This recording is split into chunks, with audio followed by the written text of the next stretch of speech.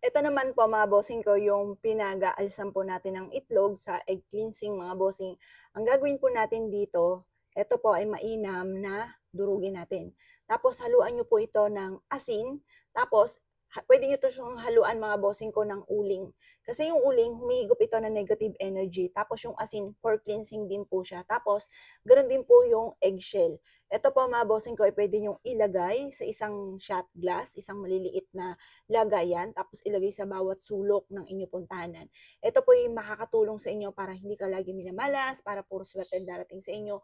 Makakatulong po ito para kayo po mas maging magaan ba yung daloy ng swerte. Kung ngayon parang napakabigat ng buhay po ninyo, parang kumukuta ka na lagi sa kamalasan, ang daming problema pinagdadaanan, lagi ka nalulubog sa pagkakautang, lagi nag-aaway ang pamilya dahil sa pera, or kaya po ikaw po'y lagi na lang may karamdaman, or kaya parang basta parang napakailap ng swerte, parang hindi ka na naubusan ng mga problema sa buhay. Mainam na gawin niyo po ito mga boss.